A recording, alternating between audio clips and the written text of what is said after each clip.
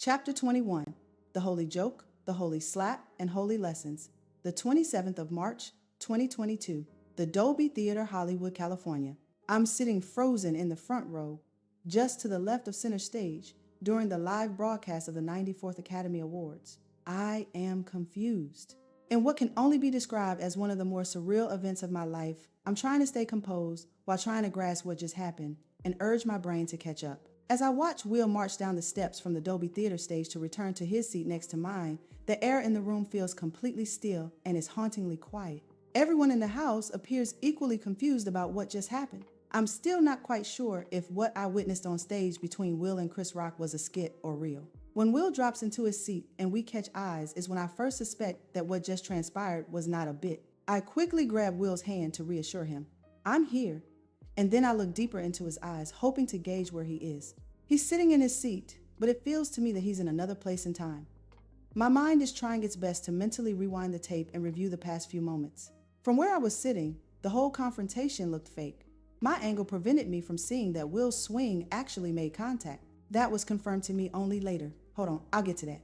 Until then, my mind didn't register it, for several reasons. Will had been going back and forth from his seat to backstage all night, so that's why my first thought was, is this a skit he and Chris planned earlier when they ran into each other backstage? Did he just not tell me?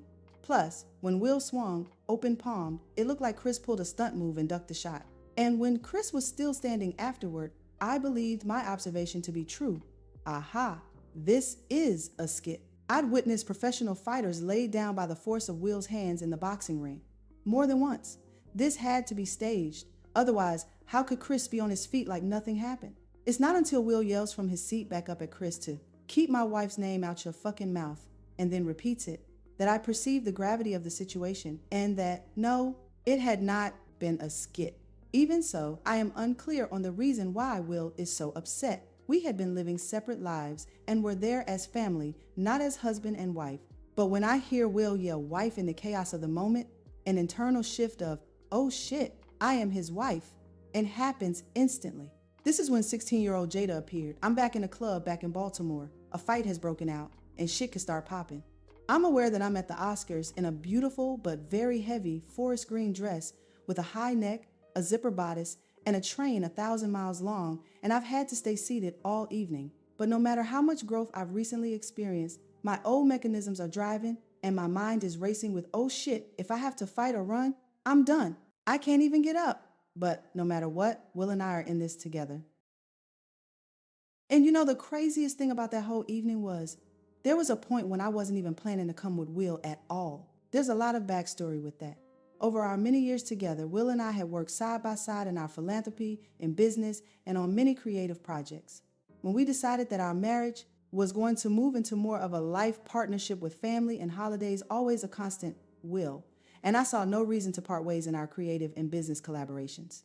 We were ardent fans and believers in each other's talents, very yin and yang when we came together in that way, and it worked. The same differences that made us collide were the same differences that created exceptional magic. It was in this context, not long after Sundance in early 2018, when I had been part of the film festival's U.S. dramatic competition jury, that I made a passionate recommendation to Will, who was set to star in King Richard as Richard Williams, father of Venus and Serena. No director had been found. I had a great feeling about Ronaldo Marcus Green, whose film Monsters and Men I had seen screened at Sundance. Octavia Spencer also on the panel, and I had both fought tooth and nail to make sure this powerful, haunting film received its due and that Ronaldo left Sundance with an award in hand. So much so that we created a special dramatic category, Outstanding First Feature Award. That's how impressed we were by his work and how determined we were that this talented Black director be recognized for it. In a conversation about the ongoing search for a director for King Richard, I told Will, you should meet Ray. He is an extremely talented director, and I believe he could have an eye for this. Will took my advice and watched Ray's movie. To my delight, Will believed, as I did, that Ray would be perfect for King Richard. Will then asked if I would come on board with him as an executive producer. He also wanted my help making sure that the production authentically reflected the voices of the powerful Black females in the cast, specifically the mother of Venus and Serena, Oracene Price, whom I love and whose elegant strength I believe needed to be a potent part of the story. The offer for me to come on board was gracious on Will's part, and I accepted. The day I saw Anjanou Ellis read the part of Oracene in our living room, she embodied the role so naturally, so powerfully. I knew that this character was in the best possible hands. Anjanou, who had an outstanding body of work, was bad to the bone with every nuance. I was damn near jealous of her natural presence and the exceptional quality of her talent. Unfortunately, before production began, Will and I had a falling out, a symptom of our trying to navigate our separate lives and different needs. I thought it would be best to be taken off the movie. Will pushed back, saying that he wanted me to be part of a film he believed held important themes we both cared about: Black, female representation in a sport that denied so many women of color, the importance of family, the challenges of parenting, and the universal power of perseverance. But I don't want my name on something that I didn't participate in fully. You found Ray, you helped me with the script, and I know this movie is going to be special. I want you to be a part of the history this movie is going to make. I left it alone, and life went on. As awards season approached, I was happy to see the many nominations the film had received and, of course, was proud of and excited for Will when it became clear he was the favorite in the Best Actor category at the Oscars. Getting the film nominated was the big prize, but if he won, after 2 previous nominations, Ali in '02 and Pursuit of Happiness in '07, that would be icing on the cake. This coincided with the shift I was seeing in Will. He had just finished filming Emancipation, which was very challenging for him psychologically. Playing that character rattled him in a way that led him to a therapeutic setting, allowing him to begin to unpack all that embodying the role of Whit Peter had brought up for him. In the process, Will suggested the possibility of us taking steps to go back into therapy with new counselors. I resisted at first, but that changed when I met Don Rosenthal and Ishmael Lounsbury.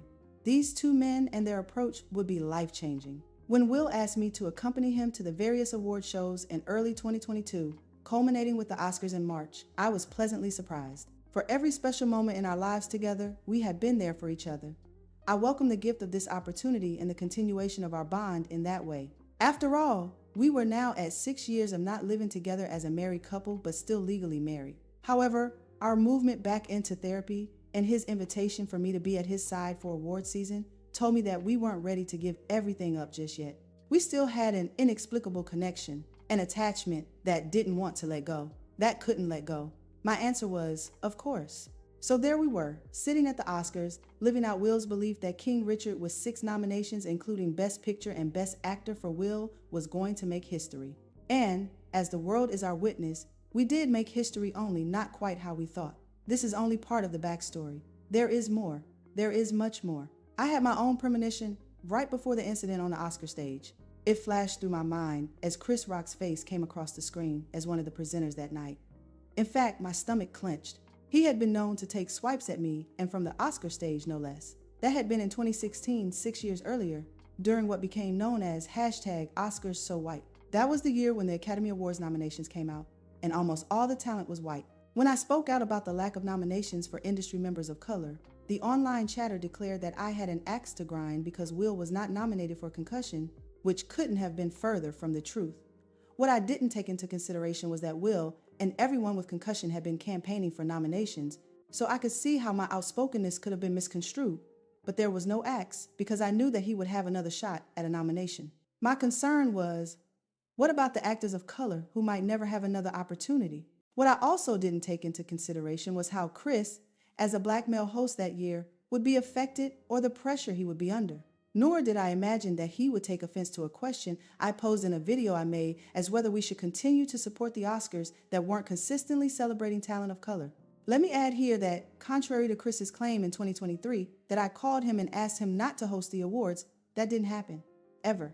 In fact, in the video I made about #OscarsSoWhite, I tried to acknowledge Chris's tough predicament by saying, and I quote, "Hey Chris, I will not be at the Academy Awards and I won't be watching, but I can't think of a better man to do the job at hand this year than you, my friend. Good luck." Maybe he took the sentiment as a backhanded vote of support, but that surely was not my intention. The reason I mentioned Chris was my way of saying, you are actually the best person to host the Oscars in a moment when what's needed is some witty social political commentary. That could make for some powerful learning moments for everyone. Maybe I mistakenly assumed that a hard-hitting comic like Chris Rock wouldn't take offense to such a comment. By this era, Chris and I had developed a friendly rapport. I had been given the chance to see another side to him when we worked together on the animated feature Madagascar and were out promoting it. I found him to be quirky, with an unexpected sweetness, and very intelligent, with a biting wit that's impressive if you are on the right side of it. At one point, during rumors that Will and I had divorced, Chris even called to ask me out on a date. Once he found out I wasn't divorced, we laughed and he apologized profusely and life went on. So, I never thought he'd see my comment as taking a swipe at him. In hindsight, maybe I should have called Chris personally, checked on him, and wished him luck in a situation that was clearly difficult. That was the lesson learned after others mentioned that I was a target of Chris's opening monologue for the 2016 Oscars. Why me, when there were so many others who had been even more vocal? The subtext that night was, why refuse to attend the Oscars when I wasn't invited anyway? In the aftermath of those swipes, Chris reached out via text with a heartfelt apology. I reached out to my team, including Will, who were all pretty upset with the comments he made about me, to let everyone know that I would be responding and burying the hatchet. I then sent my apology to Chris in return. From there, I believed us to be cool. And 6 years went by without any contact until, once again, we were at the Oscars, the first show in person after the pandemic, and when he came out on the stage, and I immediately felt a train wreck coming. Trying to be optimistic, I told myself, a lot of time has passed, it's the Academy Awards, there are no new misunderstandings, and I'm sure he'll play nice. But another thought was, he's not going to be able to help himself. The plot twist here that many people don't know is there had been decades of disrespect between Will and Chris starting in the late 1980s before either of them even knew I existed. Like many old beefs, it began with a big old misunderstanding that I don't have enough therapists or lawyers to begin to explain, and it just kept festering. As a result, over the years, like a lot of celebrities who are seen as fair game by comedians, Will and I both were dragged across many stages by Chris's jokes. To an extent, you have to know that it comes with the territory. That being said, lines do get crossed. What you do is learn to laugh on cue and pretend it doesn't bother you even when it does.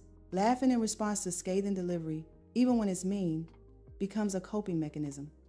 The rolling of my eyes, might I explain, when Chris came out to present an award, made some jokes, got lots of laughs, and, like comics do, decided to milk his time on stage, he saw me and my bald head and ad-libbed, "Jada, I love you, G. I, Jane, too, can't wait to see it."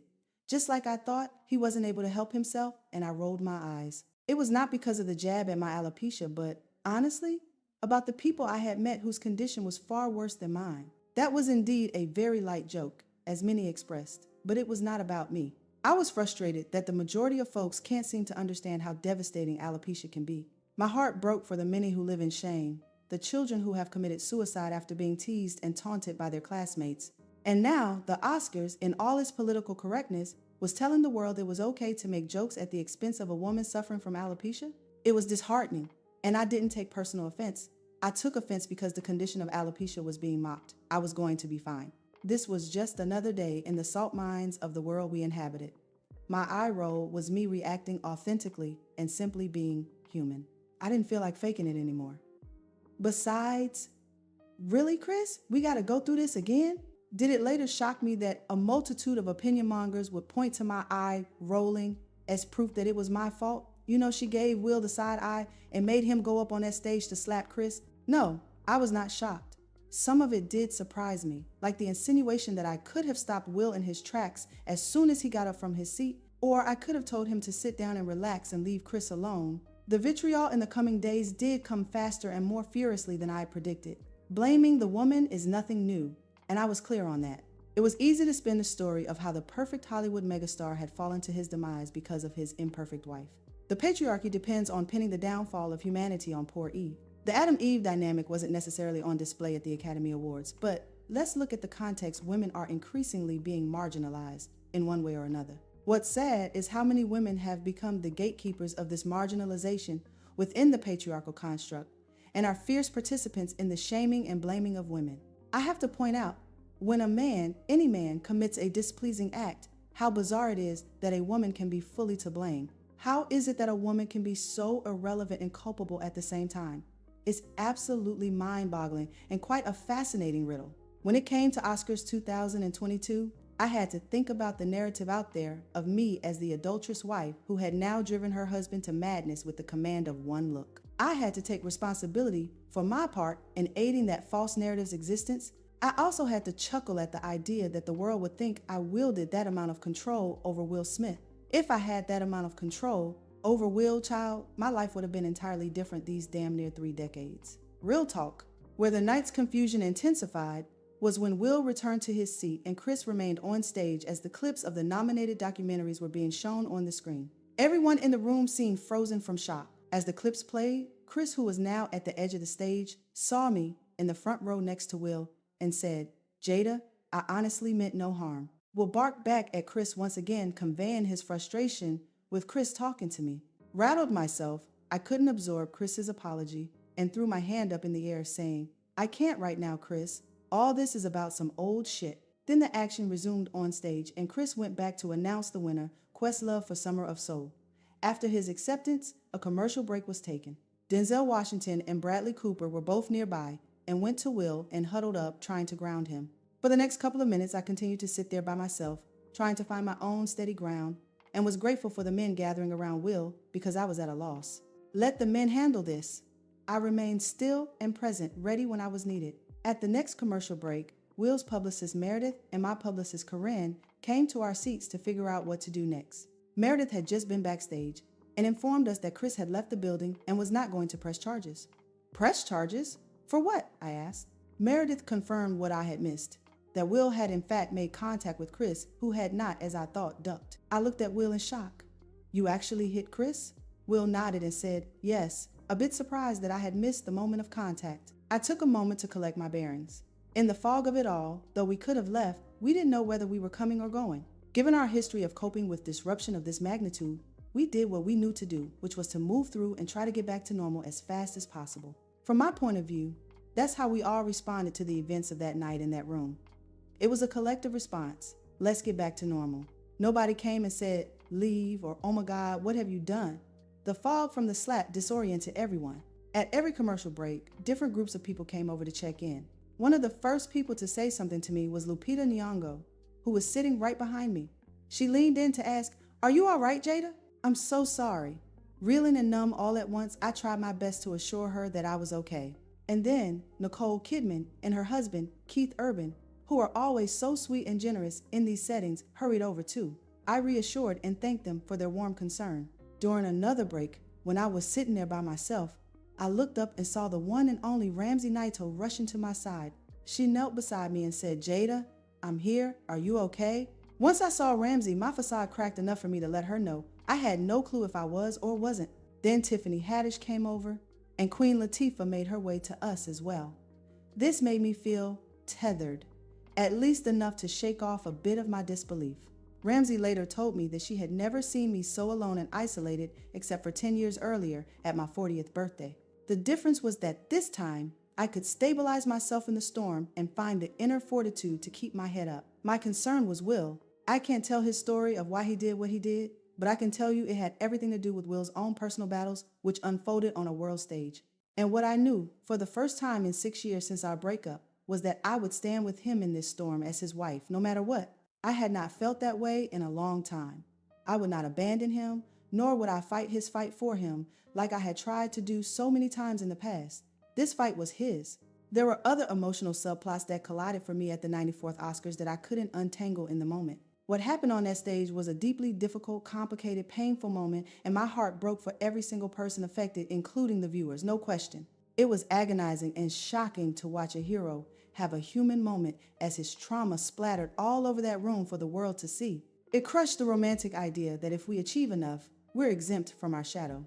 And then seeing conflict of that nature displayed between two black men on a white stage was disturbing, as was watching a black man insult a black woman on a white stage. Once again, what's more, women of color are damn near never defended. For that reason, even amid the chorus of voices ready to blame Jada for the slap, I recognized that there were women from every walk of life who were secretly screaming, "Fucking right, 'bout time." A slight whisper of that sentiment spoke to me too, and made me feel, thank you, Will, for defending me. But I also knew he was defending more than me, and much that had nothing to do with me. There was a lot of blaming, and Will for sure got his share for stealing the magic of a night that should have been remembered for great wins for filmmakers, actors, and other truly talented artists being given their due. I did take comfort in the fact that there was no blood on the stage, and there were no guns drawn, and these two privileged men would walk away intact, with no police interference. This is not at all to minimize the humiliation of the clash that evening, but since I know that fame and stages don't keep you safe, It brought me ease that these two were able to walk away, not unbruised but safe and alive. Will, it seems, was suffering from the trap of his own handmade gilded cage. Turns out he is human, as we all are, including Chris. And here's what 10 years in the Valley of the Shadow had taught me. Everyone's hurting. As the old saying goes, hurt people hurt people. Often when we are finding our way, we end up bumping into each other's hurts on the path. Welcome to the human experience. What I was learning was not to take any of it personally. Toward the end of the live broadcast of the Oscar show, I had a revelation that it wasn't my place to try to steer any ship. My job was to be in loving presence for myself and Will. There was no fixing or avoiding the storm that was to come. The way out was the way through, and this night was the opening of a new door into yet another unknown. One of the holy lessons of this night was how to practice loving unconditionally.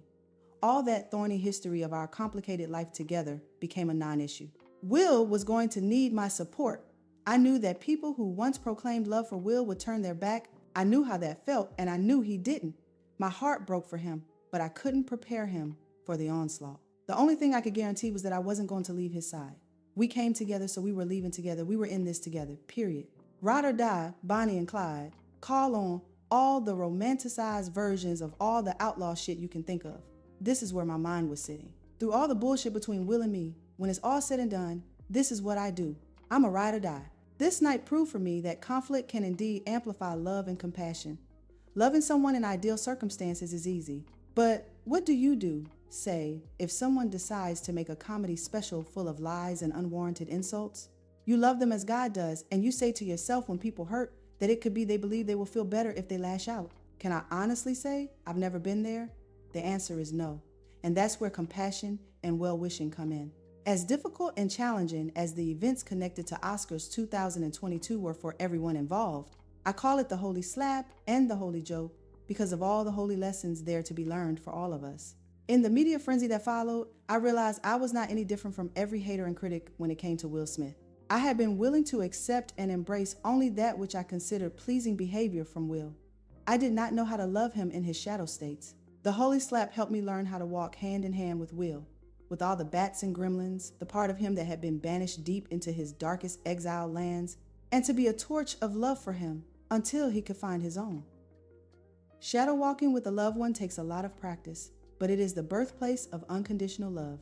The holy joke was my own shadow walk. Chris had hurt my feelings in the past, and it was like poking an old hurt when it came back around. And although I wanted to hold on to my resentments, I'd learned that would hurt me more than him.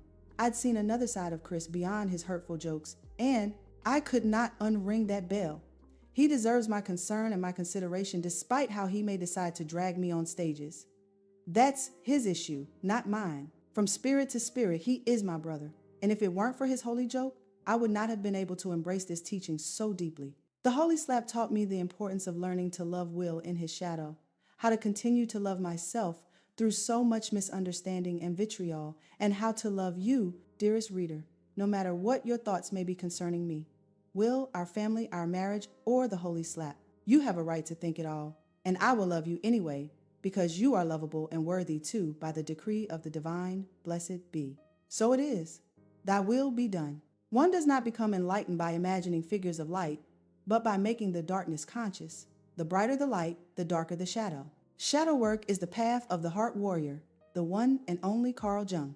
Woo-wee. Say it again, Carl, so the folks in the back can hear. What is a personal shadow? Carl Jung explains, shadow is the unconscious part of our character and personality that does not align with the ideal version of what we are aiming for. When a disturbing event occurs, our personal shadows rear up and unite to create a collective shadow.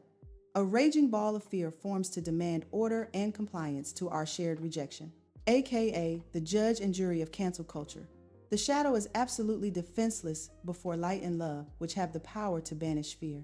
Taking inventory of our shadow selves, whether personal or if we have joined a collective, is tough work in an unsafe and threatening world. It's easier to join the fray and hit back. If you are willing, take a gentle look at a fear you have, then sit in a quiet place and imagine breathing warmth and light into that fear. Does the fear begin to ease? Is your fear willing to teach your heart something new?